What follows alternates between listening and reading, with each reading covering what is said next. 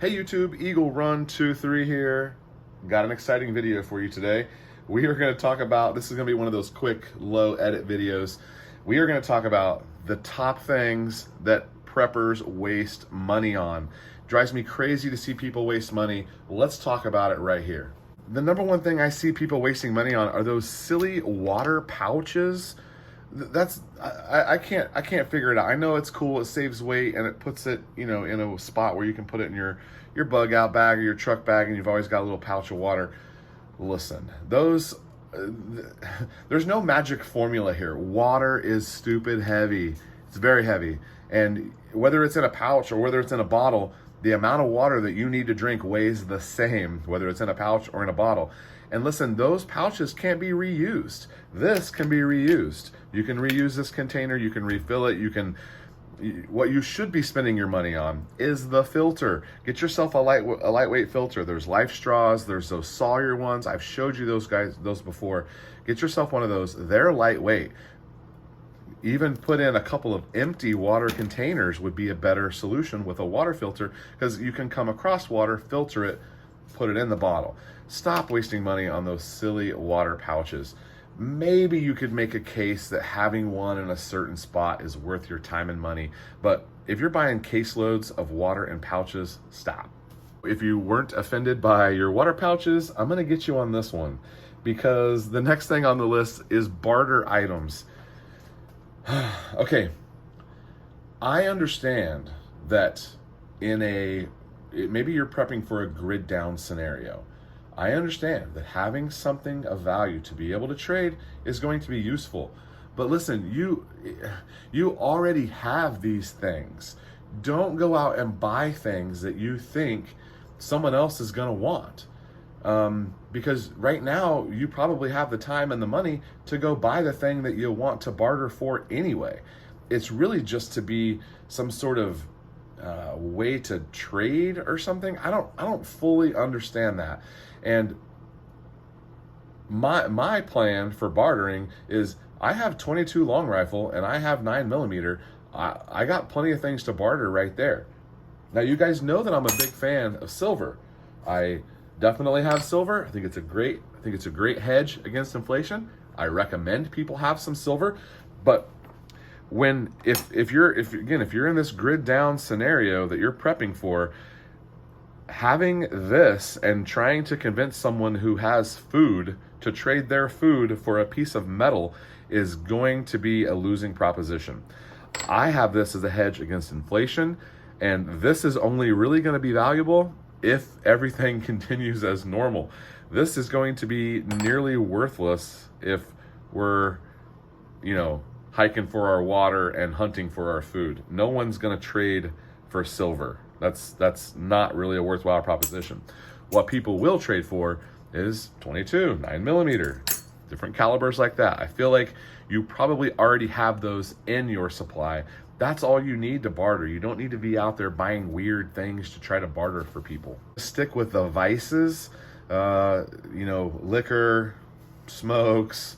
The vices are what is going to be a good barter item, and also the best value, because if someone might trade something of lesser value for something of higher value if they're getting a vice item that they can't have. We've roasted the water pouch people, we've roasted the barter people. Now let's roast the freeze-dried food people.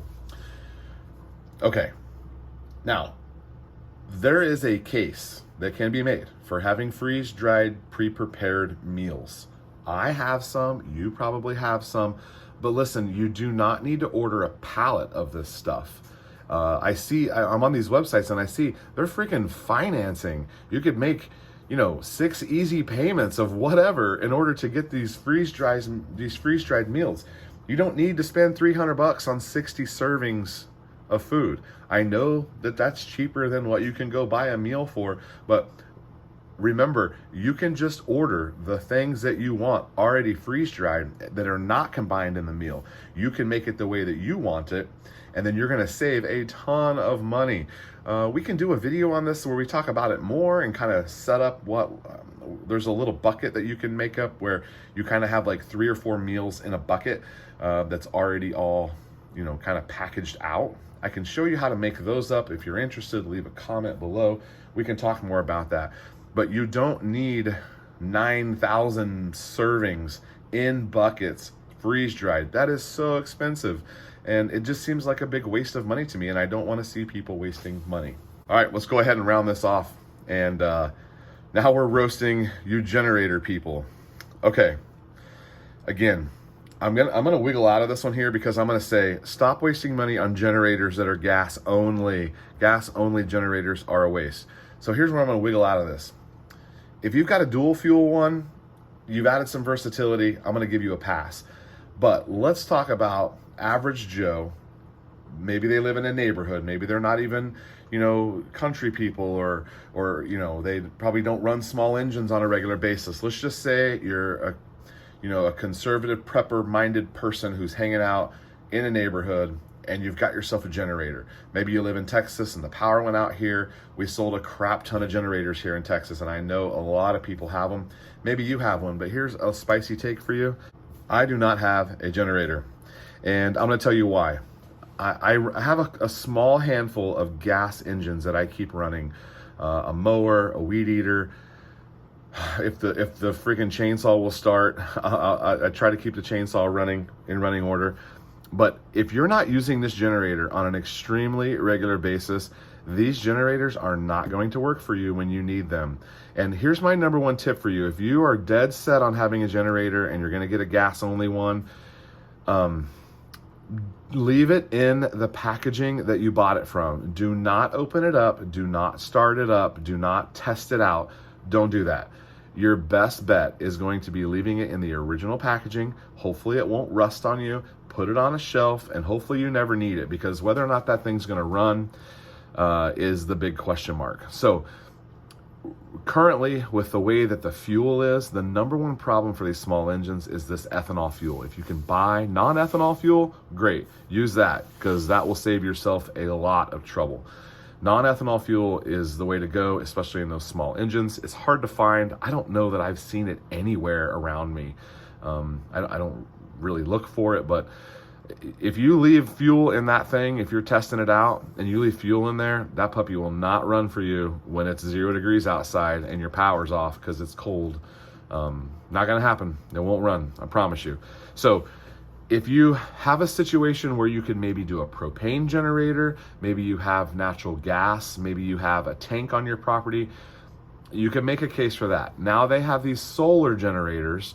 They're pricey, but you could make a case for a solar generator being a better option than a gas generator. I'm so out on a gas generator. I don't recommend them. Don't buy one. If you already have it, don't practice running it. Put it up on the shelf in the original packaging and leave it there. My parents actually bought a generator, and it is on the shelf in the original packaging, there for emergency use only, and I hope that if they actually need it, that it will actually run. I'm not recommending generators for anyone. Okay, so there's a quick rundown. I think we got, 4 things on the list there of things not to waste your money on, and that'll do it for today. Eagle Run 23, thanks for watching. We'll see you next time.